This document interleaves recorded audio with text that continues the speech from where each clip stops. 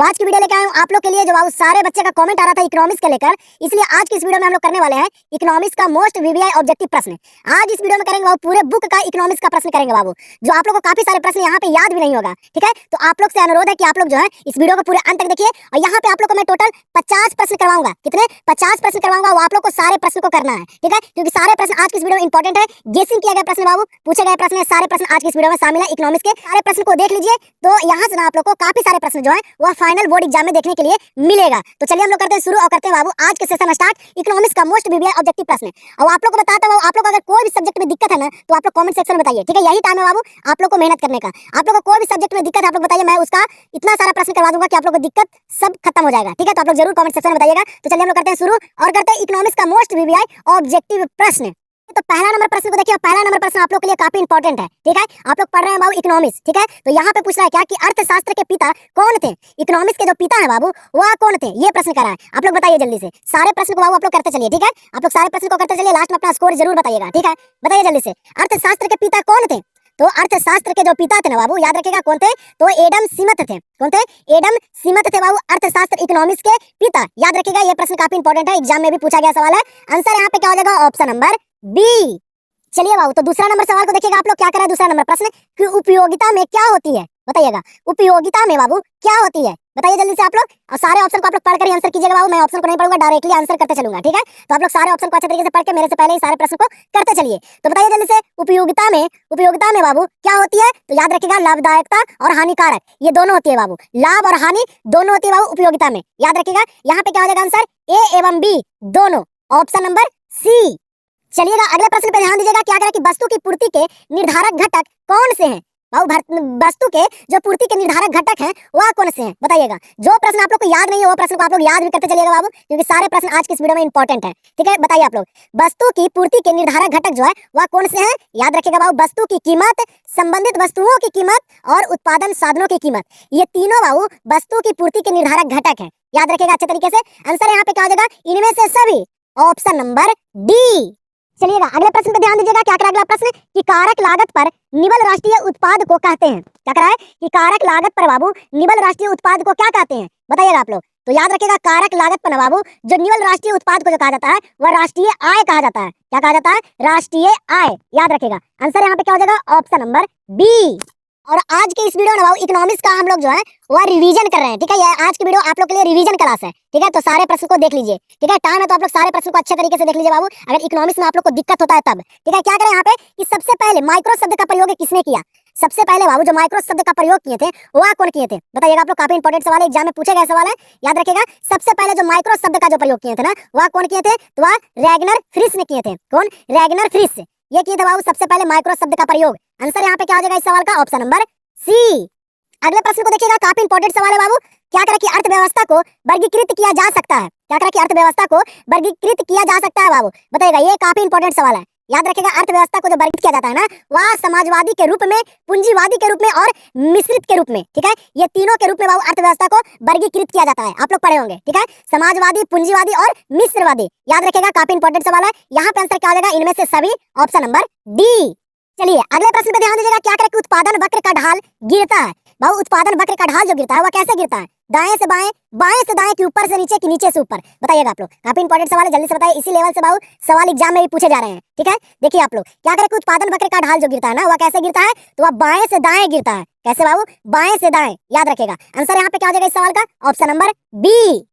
चलिएगा यहाँ पे देखिए अगले सवाल को। क्या करा है कि लाभ क्या है? क्या करा प्रश्न बाबू कि लाभ जो है वह क्या है? याद रखिएगा, लाभ जो है ना वह कुल आय और कुल लागत का अंतर है। क्या है? कुल आय बाबू, पूरे टोटल आय और कुल लागत का अंतर है क्या? लाभ। याद रखिएगा, आंसर यहाँ पे क्या हो जाएगा? Option number A. चलिएगा अगले प्रश्न को देखिएगा। काफी इंपॉर्टेंट सवाल पूछा गया है बाबू। क्या करें कि उत्पादन की अवधारणाएं हैं, उत्पादन की जो अवधारणाएं हैं वह क्या है? बताइएगा आप लोग। काफी इंपॉर्टेंट सवाल है, याद रखिएगा। उत्पादन की जो अवधारणाएं है ना वह क्या है बाबू? तो वह कुल उत्पाद, सीमांत उत्पाद और औसत उत्पाद। याद रखिएगा, ये काफी इंपॉर्टेंट है, आप लोग को एग्जाम में देखने के लिए मिल सकता है, ठीक है। याद रखिएगा कि उत्पादन की अवधारणाएं जो है वह क्या क्या है? तो कुल उत्पाद, सीमांत उत्पाद और औसत उत्पाद, ये तीनों है बाबू। तो यहाँ पे क्या होगा आंसर? इनमें से सभी, इनमें से सभी is the right answer, option number D. चलिएगा अगले सवाल को देखिएगा, काफी इंपॉर्टेंट सवाल है। क्या करें कि मांग की लोच कितने प्रकार की होती है? क्या करा प्रश्न कि मांग की जो लोच होती है वह कितने प्रकार की होती है, बताइएगा आप लोग। मांग की लोच कितने प्रकार की होती है, याद रखिएगा बाबू 3 प्रकार की। कितने? 3 प्रकार की होती है बाबू मांग के लोच। और कौन कौन होती है बाबू, याद रखिएगा। मांग की कीमत लोच, और मांग की आय लोच, और मांग की क्रॉस लोच। ये 3 होते हैं बाबू मांग के लोच, ठीक है, याद रखिएगा अच्छे तरीके से। आंसर यहाँ पे क्या हो जाएगा, ऑप्शन नंबर ए। चलिएगा अगले प्रश्न को देखिएगा। क्या करा कि बाजार मूल्य किस बाजार में पाया जाता है। क्या करा बाबू कि बाजार मूल्य जो है वह किस बाजार में पाया जाता है। इंपॉर्टेंट सवाल है, बताइए आप लोग जल्दी से, ठीक है। आप लोग बाबू सारे प्रश्न को करते चलिए, देखिए आप लोग खुद से बाबू कि आप लोग कितने प्रश्न को सही कर पाते हैं। आप लोग का तैयारी कितना बेहतर है, क्योंकि अब बाबू समय नहीं है, ठीक। अब सिर्फ है रिवीजन करने का समय। बाबू 2 मंथ आप लोग अपने आप से खुद को दे दीजिए और अच्छे तरीके से बाबू एकदम रिवीजन कर लीजिए, अच्छे तरीके से पढ़ लीजिए कि बोर्ड एग्जाम में कोई दिक्कत ना है। आप लोग को जो भी समस्या होगा आप लोग कमेंट सेक्शन में बता सकते हैं, ठीक है। मैं सारे बच्चे का कमेंट देखता हूँ, तो आप लोग कमेंट सेक्शन में बता सकते हैं बाबू कि कौन से विषय में दिक्कत है और क्या आप लोग को और कौन सा विषय ऑब्जेक्टिव चाहिए या सब्जेक्टिव चाहिए, आप लोग कमेंट सेक्शन में बता सकते हैं, ठीक है। तो आप लोग जरूर कमेंट कीजिएगा और वीडियो आप लोग को पसंद आ रहा है तो वीडियो को आप लोग एक लाइक जरूर कर दीजिएगा। बताइए जल्दी से, बाजार मूल्य किस बाजार में पाया जाता है, याद रखिएगा बाबू वह अल्पकालीन बाजार में। किसमें? अल्पकालीन बाजार में बाबू बाजार मूल्य पाया जाता है। तो आंसर यहाँ पे क्या हो जाएगा, ऑप्शन नंबर ए। चलिएगा अगले प्रश्न को देखिएगा, काफी इंपॉर्टेंट सवाल है बाबू। क्या करे कि किसने कहा अर्थशास्त्र धन का विज्ञान है। ये भी काफी इंपॉर्टेंट सवाल एग्जाम में पूछा गया सवाल है, आप लोग को याद रखना है, ठीक है। बताइएगा आप लोग किसने कहा बाबू कि अर्थशास्त्र जो है वह धन का विज्ञान है, ठीक है। और आप लोग को बताता हूं बाबू, आप लोग अभी तक इस चैनल से नहीं जुड़े हैं तो चैनल को सब्सक्राइब जरूर कर लीजिएगा, क्योंकि बाबू जब तक आप लोग का एग्जाम नहीं होता तब तक सिर्फ आप लोग इस चैनल से जुड़े रहिए, ठीक है। आप लोग को मैं यहाँ पे सारा कॉन्सेप्ट, सारे ऑब्जेक्टिव, सारे subjective, model paper, question bank सारा कंप्लीट करवा दूंगा बाबू। सिर्फ आप लोग सब्र रखिए, ठीक है, और आप लोग चैनल से एकदम जुड़े रहिए, ठीक है। बताइए जल्दी से यहाँ पे प्रश्न का आंसर क्या करे कि किसने कहा बाबू कि अर्थशास्त्र धन का विज्ञान है। तो आप लोग जो है ये प्रश्न का आंसर कमेंट सेक्शन में दीजिए। एक प्रश्न बाबू आप लोग के लिए, आप लोग इस प्रश्न का आंसर जल्दी से कमेंट सेक्शन में दीजिए। मैं इंतजार करूंगा, देखूंगा सारे बच्चे का कमेंट कि किन किन बच्चे का राइट आंसर आया है, ठीक है। तो जल्दी से आप लोग कमेंट कीजिए, तो हम लोग देखते हैं अगले सवाल को। चलिएगा अगला प्रश्न को देखिए। यहाँ पे क्या करा, अगला प्रश्न कि यदि पूरक वस्तु के मूल्य में कमी आती है तो वस्तु की मांग क्या होती है, बताइएगा। कह रहा है बाबू कि पूरक वस्तु में अगर मूल्य में कमी आ जाती है तो वस्तु की मांग क्या होती है, बताइएगा आप लोग, बताइएगा। काफी इंपॉर्टेंट सवाल है बाबू, इसी तरह से प्रश्न एग्जाम में भी पूछे जा रहे हैं। आप लोग देख सकते हैं क्वेश्चन बैंक उठाकर कि कहां से प्रश्न और किस लेवल से प्रश्न पूछे जा रहे हैं, ठीक है। उसी लेवल से आप लोग तैयारी कीजिए। तो यदि पूरक वस्तुओं के मूल्य में कमी आती है बाबू तो वस्तु की जो मांग होती है ना वह क्या होती है, तो वह बढ़ जाती है। क्या होती है, बढ़ जाती है, याद रखेगा। आंसर यहाँ पे क्या हो जाएगा इस सवाल का, ऑप्शन नंबर ए। चलिएगा अगले सवाल पे ध्यान दीजिएगा। क्या करना है बाबू कि घटिया वस्तुओं का मांग वक्र कैसा होता है। क्या करा प्रश्न कि बाबू घटिया वस्तुओं की मांग का जो वक्र होता है वह कैसा होता है, बताइएगा जल्दी से। बताइए आप लोग बाबू कि घटिया वस्तुओं का जो मांग का जो वक्र होता है ना वह कैसा होता है, याद रखिएगा अच्छे तरीके से बाबू, वह ऋणात्मक होता है। कैसा होता है, ऋणात्मक होता है बाबू। घटिया वस्तुओं का मांग जो होता है ना, घटिया वस्तु का मांग वह कैसा होता है, तो वह बाबू ऋणात्मक होता है। याद रखिएगा अच्छे तरीके से सारे प्रश्न को बाबू, अगर अच्छे मार्क्स लाना है तो मेहनत करना पड़ेगा, ठीक है। आंसर यहाँ पे क्या हो जाएगा इस सवाल का, ऑप्शन नंबर ए। चलिएगा तो आप लोग अगले सवाल पे दीजिएगा। क्या करा अगला सवाल कि रिजर्व बैंक ऑफ इंडिया की स्थापना हुई। बाबू रिजर्व बैंक ऑफ इंडिया की जो स्थापना हुई थी वह कब हुई थी, बताइएगा आप लोग। काफी इंपॉर्टेंट सवाल है बाबू, बताइए जल्दी जल्दी से। सारे प्रश्न को ईमानदारी पूर्वक से आप लोग करते चलिए, ठीक है। तो रिजर्व बैंक ऑफ इंडिया की स्थापना कब हुई थी, याद रखिएगा कब, 1935 में। कब बाबू, 1935 में रिजर्व बैंक ऑफ इंडिया की स्थापना हुई थी, याद रखिएगा अच्छे तरीके से। काफी इंपॉर्टेंट सवाल है। आंसर यहाँ पे क्या हो जाएगा, ऑप्शन नंबर बी। अगले प्रश्न पे ध्यान दीजिएगा। क्या करा अगला सवाल कि मुद्रा के प्रमुख कार्य है। क्या करा बाबू कि मुद्रा के जो प्रमुख कार्य जो है वह काम जो है वह क्या है, बताइएगा। ये भी इंपॉर्टेंट सवाल है बाबू। मुद्रा के प्रमुख कार्य जो होता है ना वह क्या होता है, तो वह होता है बाबू विनिमय का माध्यम, मूल्य का संचयन और मूल्य का मापन। ये तीनों बाबू मुद्रा के कार्य हैं, याद रखिएगा अच्छे तरीके से। आंसर यहाँ पे क्या हो जाएगा, इनमें से सभी, ऑप्शन नंबर डी। यहाँ पे प्रश्न क्या करा बाबू अगला, कह रहा है कि सिक्कों का सर्वप्रथम प्रयोग कहाँ हुआ था। बाबू सिक्कों का जो सर्वप्रथम सबसे पहले जो प्रयोग हुआ था ना वह कहाँ हुआ था। काफी इंपॉर्टेंट सवाल है, एग्जाम में पूछा गया सवाल है। बताइए आप लोग जल्दी से।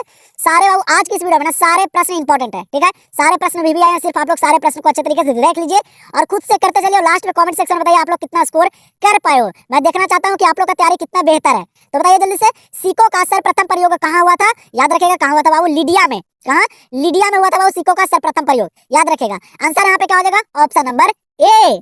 चलिएगा अगले सवाल को देखिएगा। यहाँ पे क्या करा बाबू कि महामंदी का काल कौन सा था। क्या करा कि महामंदी का काल जो था वह कौन सा था, याद रखेगा। काफी इंपॉर्टेंट सवाल है बाबू। तो याद रखेगा महामंदी का जो काल था ना बाबू वह कब से कब तक था, तो वह बाबू था 1929 से 1939 तक, ठीक है। कब से, 1929 से 1939 तक। यहाँ पे ऑप्शन नहीं दिया गया है, लेकिन उसी के अनुसार क्या हो जाएगा आंसर, महामंदी का काल जो था वह 1930 हो जाएगा। यहाँ पे क्या हो जाएगा, 1930 हो जाएगा, ठीक है। ऑप्शन के अकॉर्डिंग आप लोग चलिएगा वहाँ एग्जाम में। तो आंसर यहाँ पे क्या हो जाएगा, ऑप्शन नंबर ए। अगले सवाल पे ध्यान दीजिएगा। क्या करा अगला सवाल कि निम्नलिखित में से अप्रत्यक्ष कर कौन है। क्या करें कि यहाँ पे बाबू जो अप्रत्यक्ष कर जो है वह कौन है, काफी इंपॉर्टेंट सवाल है, बताइएगा आप लोग। निम्नलिखित में से अप्रत्यक्ष कर कौन है, याद रखिएगा अप्रत्यक्ष कर जो यहाँ पे है ना वह कौन है, तो वह है बाबू बिक्री कर, उत्पादन कर और मनोरंजन कर, ये तीनों है बाबू अप्रत्यक्ष कर, याद रखिएगा। आंसर क्या हो जाएगा इनमें से सभी, ऑप्शन नंबर डी। यहाँ पे उसी प्रकार से प्रश्न क्या कर रहा है बाबू कि निम्नलिखित में से कौन प्रत्यक्ष कर के उदाहरण है, यहाँ पे क्या कर रहा है कि प्रत्यक्ष कर के जो उदाहरण है वह कौन है बाबू, याद रखिए बाबू। यहाँ से आप लोग को एक प्रश्न जरूर देखने को मिलेगा, प्रत्यक्ष व अप्रत्यक्ष, सारे ऑप्शन को देख लीजिए और याद कर लीजिए बाबू, सारे प्रश्न को रट जाइए कि एग्जाम में दिक्कत ना आए, ठीक है। निम्नलिखित में से कौन प्रत्यक्ष कर के उदाहरण है, तो याद रखिएगा प्रत्यक्ष कर के जो उदाहरण है ना वो आय कर है, उपकार कर है और संपत्ति कर है, ये तीनों है बाबू प्रत्यक्ष कर के उदाहरण, याद रखिएगा, ठीक है। तीनों को रट जाइए। आंसर यहाँ पे क्या होगा इनमें से सभी, ऑप्शन नंबर